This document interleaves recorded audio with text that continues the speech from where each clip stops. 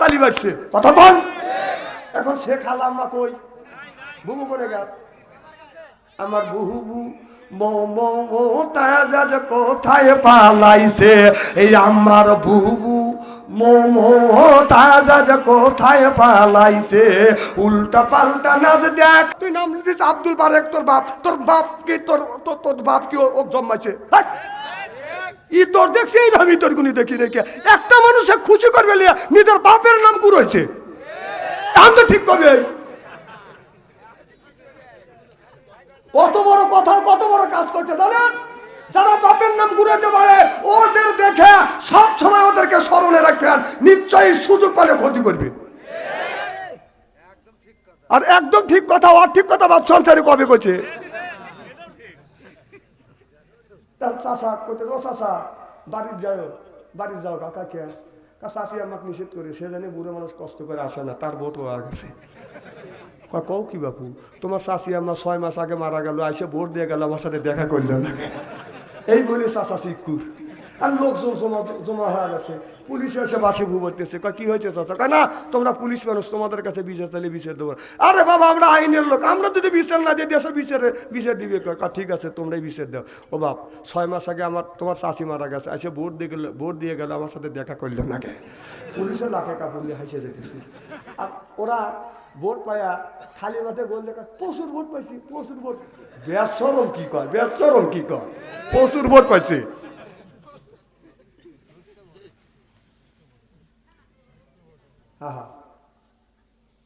যে বাংলাদেশ জাতীয় সংসদ আল্লাহ রসুল জাতীয় সংসদ বানাইছিলেন সেটা হলো আপনার সেই মসজিদে নববীর সুবহানাল্লাহ জোরকান আর আমাদের বাংলাদেশের জাতীয় সংসদ আমাদের মসজিদ হবে আমাদের জাতীয় সংসদ সেই জাতীয় সংসদ থেকে আপনার ওখান থেকে বাংলাদেশের 20 কোটি মানুষের রিজিক বন্টন হয় সেই জায়গা মমতাজের মতো একটা নর্তকী দিয়ে গায়ন গাওয়াছে ড্যান্স দেওয়া হয়েছে আর ওরা হাত তালি বাজছে কতক্ষণ।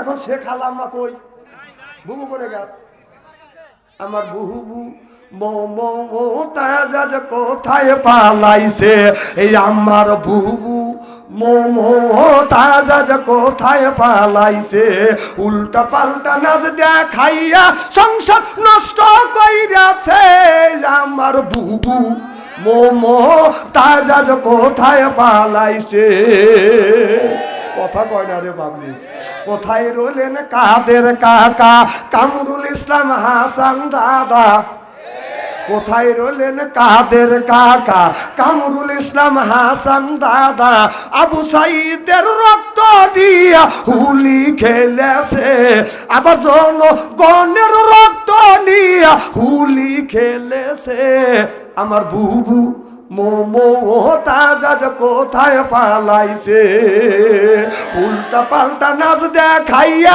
নেতাদের পাগল কইরাছে আমার বুবু মোমোতাজ কোথায় পালাইছে কোথায় সাবেক প্রধানমন্ত্রী তেনার কথা কি যে বলি কোথায় সাবেক প্রধানমন্ত্রী তেনার কথা কি যে বলি ওই যে দলের মানুষকে ফেলে রেখে দিল্লি পালাইছে ওই যে দলের মানুষকে ফেলে রেখে বুবু দিল্লি পালাইছে আমার বুবু শেখ হাসিনা কোথায় পালাইছে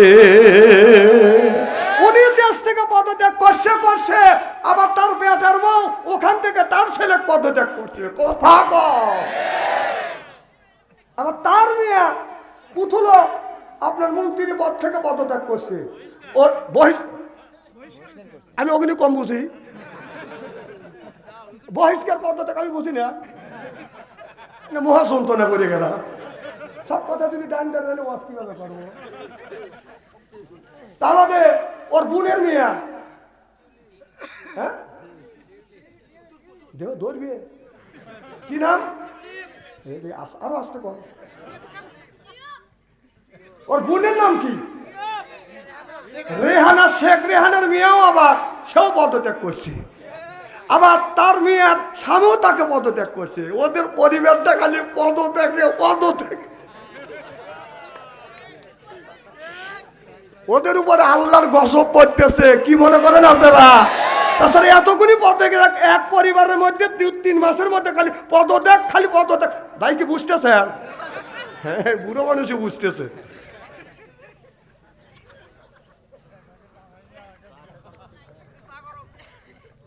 চিনিও তো দেয় নাই আমার। না না, এই শরীরে ডায়াবেটিস করে ধরবে কর। এদের দেখছেন কটা গায়ে দিছি, যদি আমি এই যে খুলি আমার চেহারা দিকে চা থেকে 5 মিনিট আপনার কান্দা লাগবে।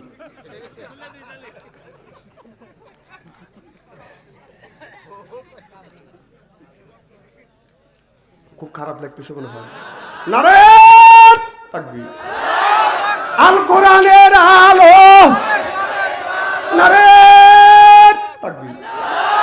আমার ভাইরা, আমার মুসলমান ভাইরা, আল্লাহর হাবিবের প্রিয় উম্মতেরা ভালো করে লক্ষ্য করে শুনে আল্লাহ বলতেছে, ইয়া আইয়ুহাল্লাযিনা আমানু, ও হে যারা ঈমানের বিশ্বাসী, যারা ঈমান আনছো, কু আনফুসিকুম ওয়া আহলিকুম নারা, নিজে বাঁচো তোমার আহল পরিবারকে বাঁচাও। এ কথা কার? আল্লাহ বললেন নিজে বাঁচো তোমার আহল পরিবারকে বাঁচাও। আজকে নিজেও বাঁচলাম না, আহল পরিবারকে বাঁচাইতে পারলাম না। নিজের বয়স বাদান আপনার 60 বছর, এখন পর্যন্ত 60 বছরে বুড়ো বাদান আজান শুনলে বাদান মসজিদে যায় না। মসজিদে যখন মসজিদে আজান দেয়, হাইয়া আলাল সালাহ হাইয়া আলাল ফালাহ, ওই বুড়া মানুষ 60 বছরের বুড়া চাষটারে বসে চা খায় আর সাবিব খানের ছবি দেখে আর বিড়ি টানে। আজান যে হইল বুড়ো, তোর যে 60 বছর বয়স, তুই এখনো যে মসজিদে গেলি না, বিড়ি টানতেছিস আর সাবিব খানের ছবি দেখতেছিস, তোর কি মরা লাগবে না? এখনই কি তোর মরার সময় হয় নাই?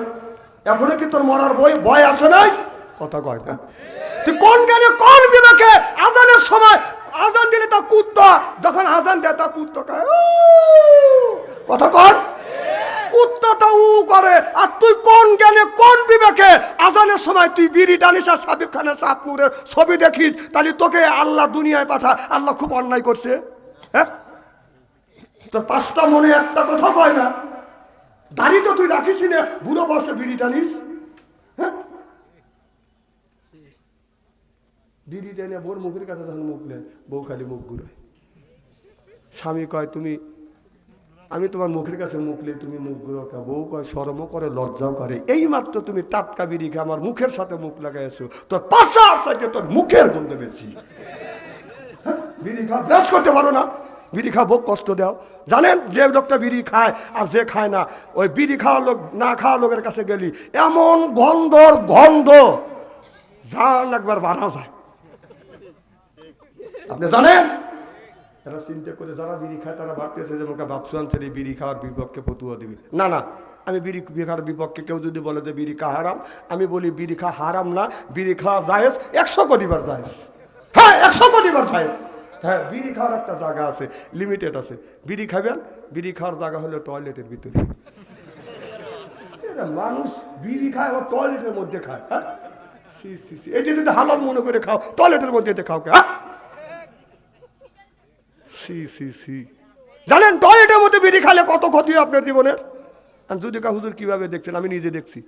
রমজান মাস, জহরের আজান দিছে, নামাজ পড়তে যাবো, তা আমি টয়লেটের কাছে গেলাম, যে টেস্ট চেঞ্জ করিয়ে যে যা দেখে যে বাবা টয়লেট তো বন্ধই, দুমা গোলা বের হচ্ছে। চিন্তা করি আগুন ধরবে নাকি, না লোক আছে নাকি? যাই আমি নক করলাম, আমি ভিতর থেকে সাউন্ড দিচ্ছি, তাহলে বোঝা গেল মাল ওখানেই রয়েছে। কি কর? আবার কিছু এই বছর দেখলাম এক বুড়া টয়লেট থেকে বের হয়ে আছে, মুখ লড়তেছে। কম চাচা কি খাও? পান খাচ্ছি।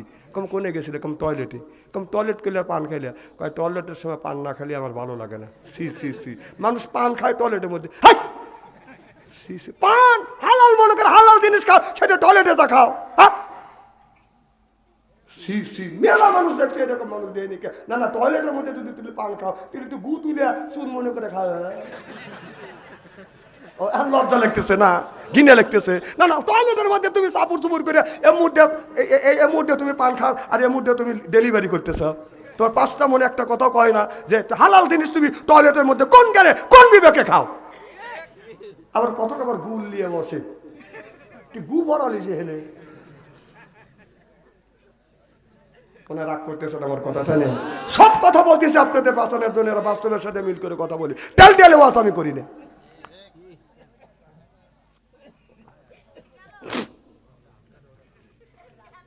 খুব খারাপ লাগতেছে নারায়ণ তাকবীর।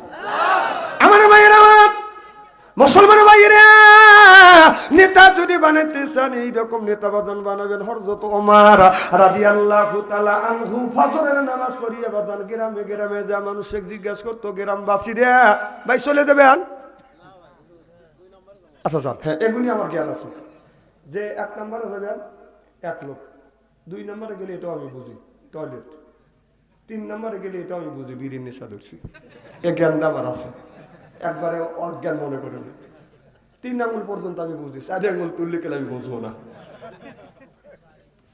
হযরত ওমর গ্রামে গ্রামে যাইয়া মানুষকে বললো, গ্রামবাসীরা তোমরা কেমন আছো? গ্রামবাসীরা বলে, ইয়া আমিরুল মুমিনিন খলিফাতুল মুসলিমিন, আপনার রাষ্ট্র শাসনে রাতের বেলায় ঘরে দরজা দিয়েই আমি দরজা না দিয়েই ঘুমাইতে পারি। সুবহানাল্লাহ একটু বললেন না?